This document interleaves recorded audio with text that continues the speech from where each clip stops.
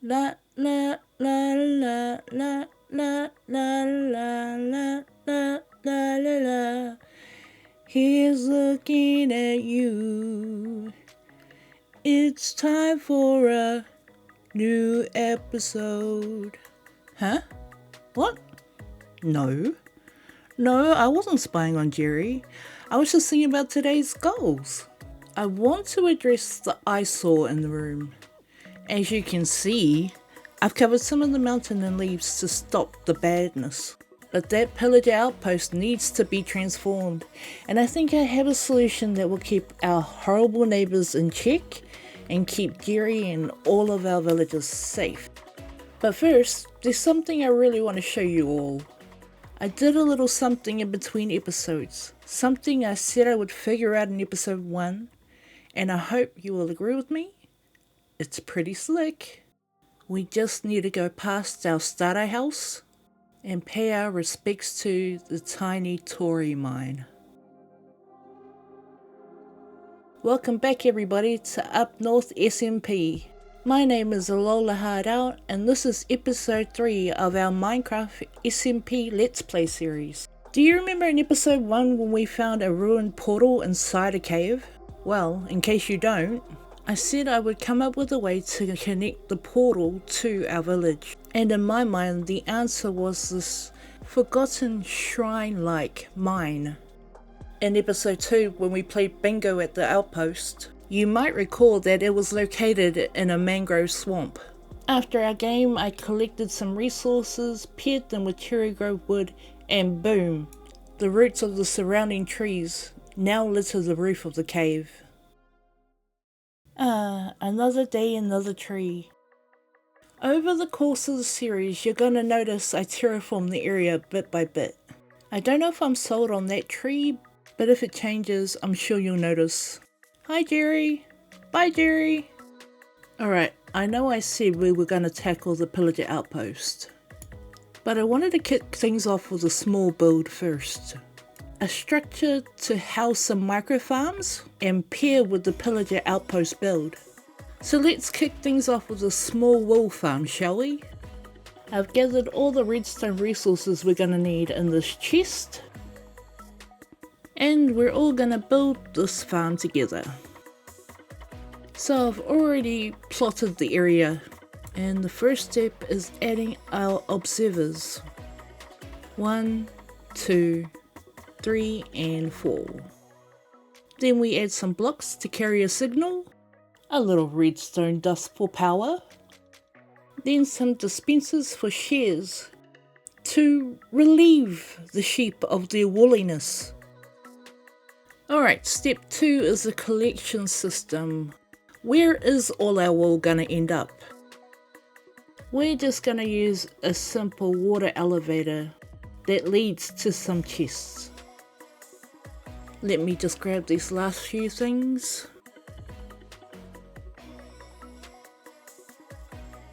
First, I'm going to add a dropper for all the wool to go to.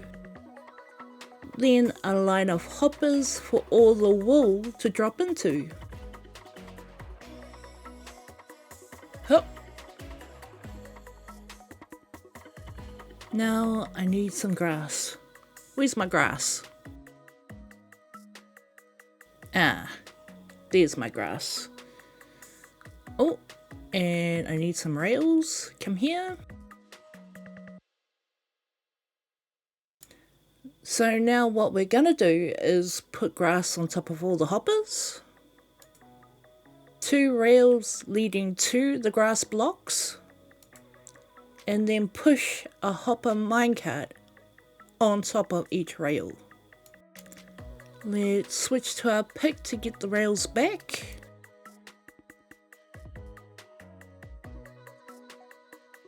And rinse and repeat. That's number 2. Rails back. Boom, boom. Number 3. Rails back. Boom, boom. Oh, that one went through. Mine, one on, grab that one back, put it on there, and pow. number 4 and return the rails, and that went into the hopper. You know what? I had them both in. What was that? Oh, we have a volunteer. Hello, friend. Don't worry, I'll add you into the farm. Just give me a couple more minutes and we'll be there. Alright, next step is moving the wool from the dropper to the chest. So we grab out our next bit of redstone bits for our comparator observer clock.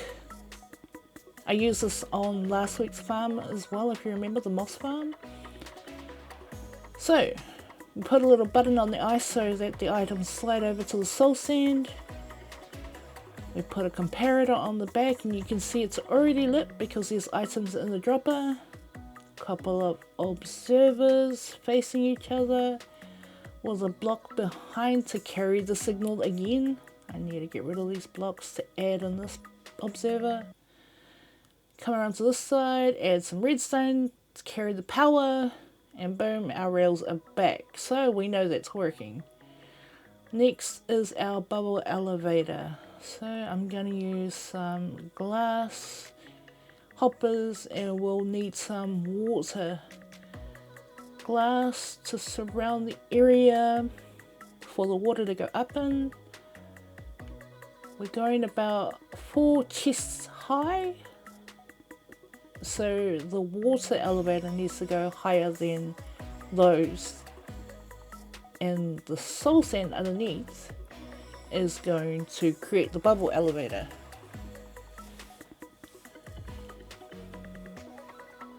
Let's just get the chests out and some hoppers. I think I want them orientated, let's say this direction. So I'm just going to put a temporary chest there. That's going to be permanent. Take this one back. Put this coarse dirt block in its place just for aesthetics. Add the rest of the chest on top if I don't cake my jumps. 3 more on top, so there's the 4 high and then hoppers at the back of each chest. So I don't have to put more glass onto the elevator. And then this side of the elevator is done. And I should have added the water before I piled all the way up. But just as well, we have silk touch on our axe, ladies and gentlemen. So it'll be fine. Let's just take this glass back. Put the water in my inventory and I can't reach. Alright, let's take some more glass out to get to a reachable height, and there we go. First couple of buckets in. You need a water source on each block for the bubble elevator to work, or you can use kelp, but I haven't bothered with kelp at the moment. I'm fine just using water buckets, hence the iron farm. Alright, one more and she flows over to the top hopper, which will also get sucked down to the bottom chest. Alright, let's just craft our ingots into some shears. 4 shears, 1 for each dispenser. I don't need a lot of wool at the moment, I don't think, and if I do, I will make a bigger wool farm when it comes to it. And boom, bang, pow, just like that, we have a micro wool farm. Now let's make it pretty, Phil, shall we? Phase 1, basic structure. Phase 2, finer details. Then phase 3, final touches. And as I pan to the right, you'll see I've constructed our second micro farm. This one will help me harvest wheat, carrot and potatoes. Right now I just need a little bit of wheat to help with target blocks, hay bales and mud. So as you can see, when I plant seeds, bone meal is being dispensed and growing into wheat. All the wheat's just being collected in the chests below. The farm is powered by a redstone clock, and the clock gives off two separate signals. One leading to this redstone torch at the back that goes into a repeater, and one to this redstone dust line that leads to all the dispensers. The redstone torch powers the piston and has an opposite timing to the dispensers. I've just made it this way to make it fit the area I'm working with. And that, my friends, is Micro Farm 2 checked off the list. So how about we add some aesthetics to this one too? A little mangrove border and some mangrovey details. Then let's pan left again and you will see Micro Farm number 3. Hehe, this one is my favorite. It's just a chicken coop.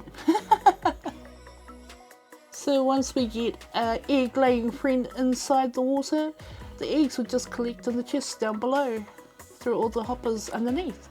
Super simple. Now we need to create the structure that's going to house all our little micro farms. So let's hit that montage music and get on with the build, shall we?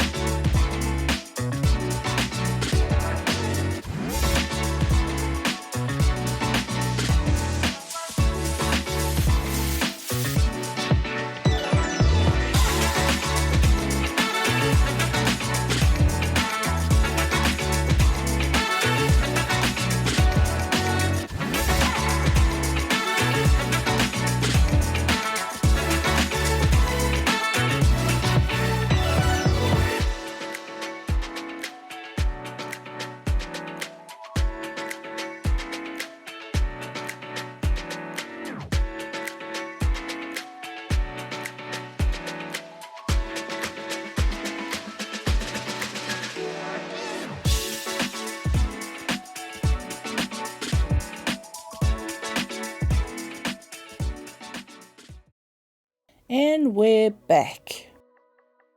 Are you ready for the final reveal? Here we go. In 3, 2, 1. A little wool farm. We need a name. You guys have to leave me a comment for a name for our new building. But let's just take a quick tour around. So on the side of the build, we've got brick at the bottom, just a variant between blocks and walls, diorite at the top, same go around all the back end, and then the other side of the build. I wanted to keep it simple. It doesn't need to stand out much because the surrounding area is going to be what just tops it off. And then we come to the inside shop area, I guess.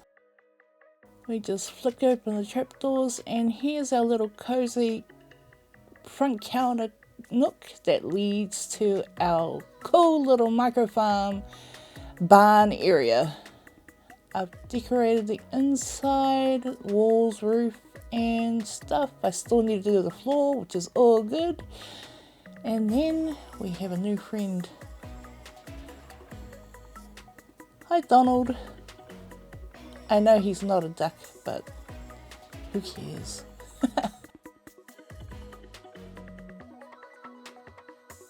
Alright, that is the barn finished.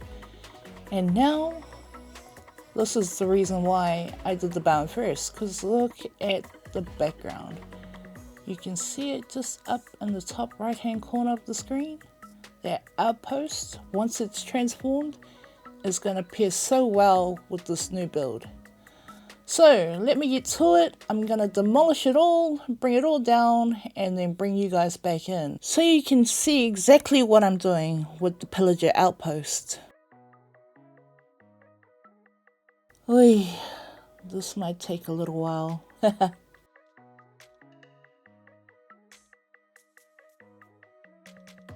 Alright, outpost destroyed, and you can see up in the sky I've left the spawning point where the pillagers are gonna end up. Now we're gonna have a peek in my creative world at how I'm gonna turn this into an ominous bottle farm, so I'll see you guys there. In our creative world we have a trident killer that has a couple of hopper minecarts just placed underneath on top of some hoppers that lead down to a storage system. So we have Bad Omen number 5, 4, 3, 2, 1, all the way down the sorting line, and then everything else in the farm I'm just going to burn because I don't want any of it. At the back we have another observation comparator clock that drops all the items into the lava.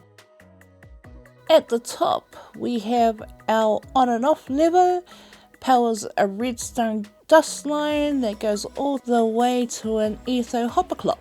I have 32 items in the hopper that counts down, which I think is about the perfect time to go through to this copper bowl. Every time it pulses, the farm goes on.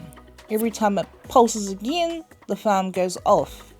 And I just think this is a well-timed system in order to let pillagers spawn, turn the trident killer on, kill the pillagers inside the chamber with enough time to make sure that they're unalived. Then after the timer ticks down again, the farm turns off so more pillagers can spawn in. Now, back in the real world, this is our pillager outpost transformed and our ominous bottle farm. As much as I love this build, there's something I need to tell you guys before we carry on with the rest of the tour. A very unfortunate thing happened where for some reason I lost my server just after having built this thing for the first time, so this is actually a recreation of what I had already built. A positive to take away is that I had a backup of the world, but the last backup was taken just after episode 1, so just after I did the starter house. Which is cool, it's better than nothing, but that means that everything I did in episode 2 and the beginning of episode 3 has now been lost, and I've had to remake it all in the last couple of days just to catch up to where I'm at now in the video. So, now that you guys know where I'm at mentally, let's take a look at this awesome build, shall we? Perspective is everything, people. I tell ya. Wow. Seriously, even I can't believe I built this.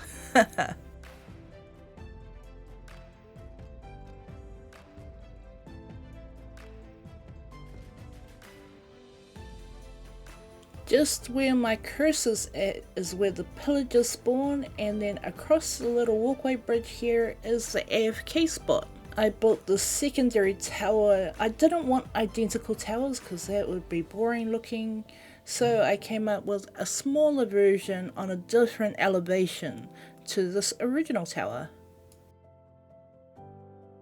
Here's our little storage area with all the ominous bottles once I collect enough, and then as we come around the back you can see I've detailed this side as well.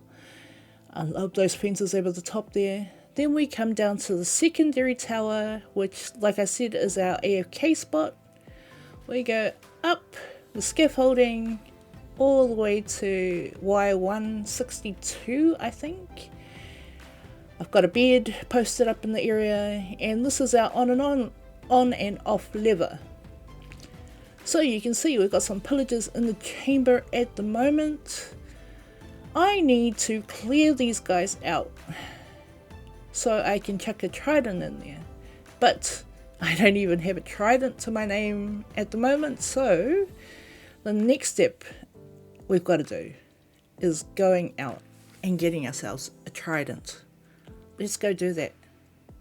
And I've got somewhere very specific we need to go to.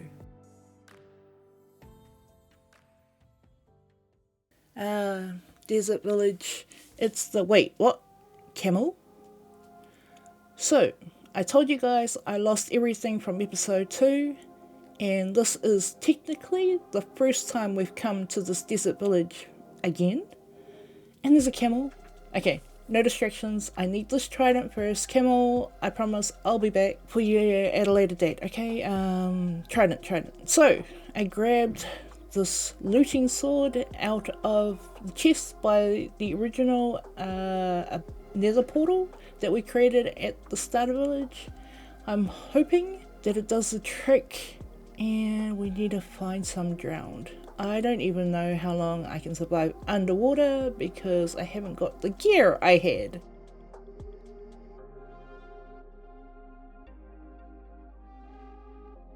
Because I don't have as many villagers anymore. Wait, that guy's got a trident. Can we do this? Can we do a one and done? Let's get rid of this guy first because he's just going to be a pain and I'm already running out of air. Must breathe, must live. What was that like? 5 seconds? Alright. Drown, gone. Now just trident guy. Please game. Help me out. Just want your trident, dude. Please drop the trident. Let's go. Please. One and done. Alright. Yes. Oh my god, it's about to die too. And I'm drowning. I am actively drowning. Let's get out of here. Oh my gosh. It's done. Villager, can you believe it? I can't either. Alright, calm down. There's one more thing I need to do before we head out of this desert. You know, even though we've built some cool things so far and started our adventure on a high note, the bingo game we played in episode 2 has now been deleted, and it means our dear old friend is no longer with us. So, this needs to be corrected. We need to go and pick up a new old friend.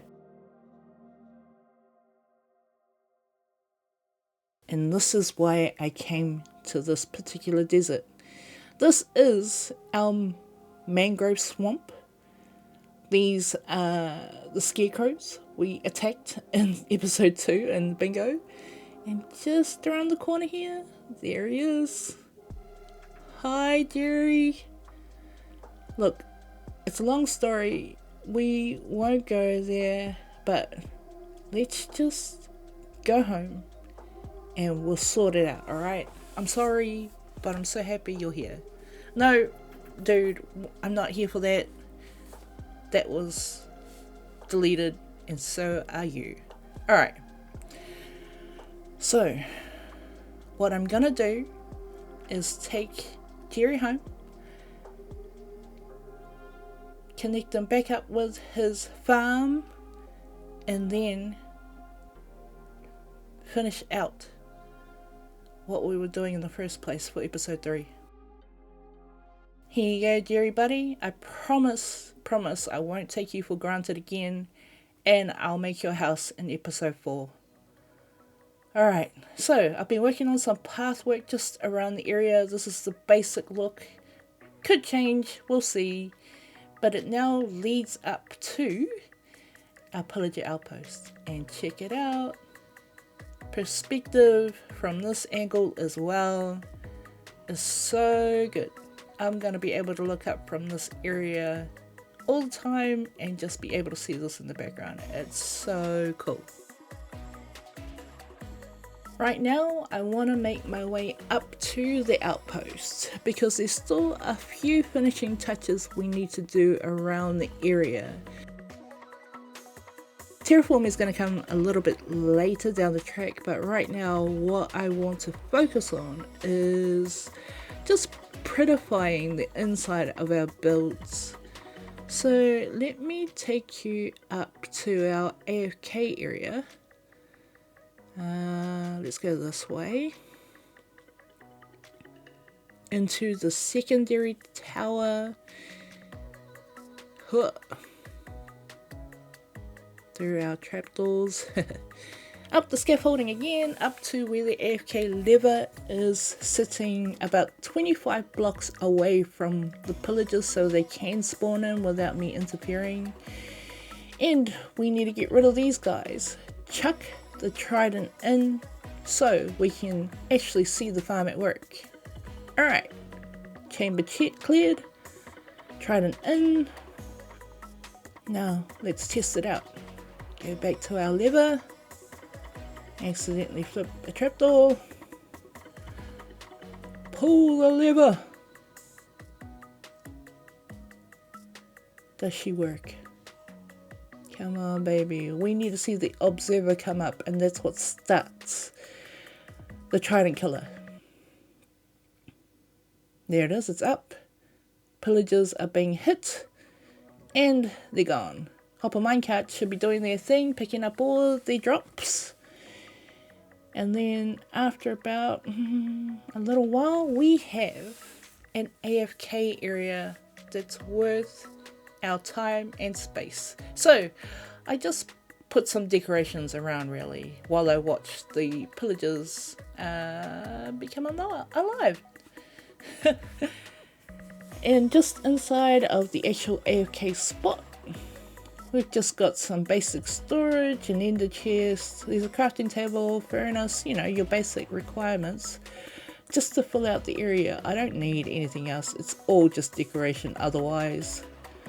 And then we come down the scaffolding, and what I've done down the bottom here, left the scaffold to jump onto down the bottom, but I've just recreated a somewhat pillager version of a crossbow workshop. So, did you know that crossbows need 5 items to be crafted? Oh my god, too much. Alright, so, outside, we go back to the first tower, ignore the skelly, he can't see us, can't find us, we're safe. Okay, around to the back of the tower, and we have our new storage room. So this is where all our ominous bottles will be collected. Any other drops go into the lava at the back there. So anytime I want to take a bottle, I can. And this is where I think I'll round up the episode, guys. This has been a job and a half. I've still got to recreate some farms that are now no longer in the world, but that's fine. I hope you guys have enjoyed the episode. If you have, please hit the like button, subscribe if you haven't already, and I look forward to seeing you all in episode 4, where we use the ominous bottles. Alola everybody.